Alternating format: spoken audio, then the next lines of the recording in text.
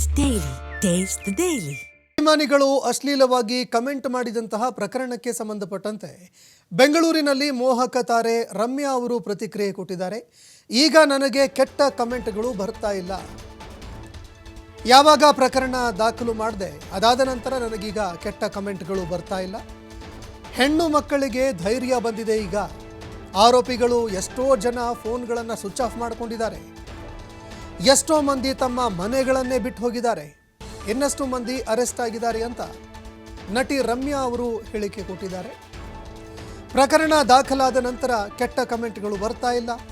ಯಾರ್ಯಾರು ಕೆಟ್ಟದಾಗಿ ಕಮೆಂಟ್ ಹಾಕಿದ್ರು ಅವರು ತಮ್ಮ ಮೊಬೈಲ್ಗಳನ್ನು ಸ್ವಿಚ್ ಆಫ್ ಮಾಡಿಕೊಂಡಿದ್ದಾರೆ.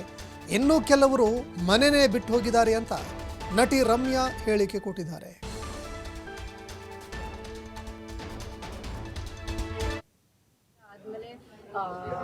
ಕಾಮೆಂಟ್ ಸೆಕ್ಷನ್ ಸ್ವಚ್ಛ ಭಾರತ್ ಅಂತಾನೆ ಹೇಳ್ಬೋದು. ಹೌದು, ಬ್ಯಾಡ್ ಕಾಮೆಂಟ್ಸ್ ಅಂಡ್ ಹೆಣ್ಮಕ್ಳಿಗೆ ಸ್ವಲ್ಪ ಧೈರ್ಯ ಬಂದಿದೆ ಅಂಡ್ ಅವ್ರಿಗೆ ಟ್ರೋಲಿಂಗ್ ಎಲ್ಲ ಕಡಿಮೆ ಆಗಿದೆ. ಸೊ ಹಾಗಾಗಿ ಐ ಫೀಲ್ ಲೈಕ್ ಇದು ಒಂದ್ ಕಡೆ ಒಂದು ಒಳ್ಳೇದಾಯ್ತು ಅಂತ. And on the other side I think police commissioner ಹತ್ರ ಮಾತಾಡಿದ್ರೆ ಇನ್ನೂ ಅರೆಸ್ಟ್ ಆಗ್ತಾ ಇದೆ. ಎಷ್ಟೋ ಜನ ಅವರು ಮನೆಗೆ ಸೊ ಇನ್ನೂ ಒಂದಷ್ಟು ಜನ ಅರೆಸ್ಟ್ ಆಗ್ತಾರೆ. ಈವರೆಗೂ ಐ ಥಿಂಕ್ ಒಂದು 7 ಜನ ಅರೆಸ್ಟ್ ಆಗಿದ್ದಾರೆ.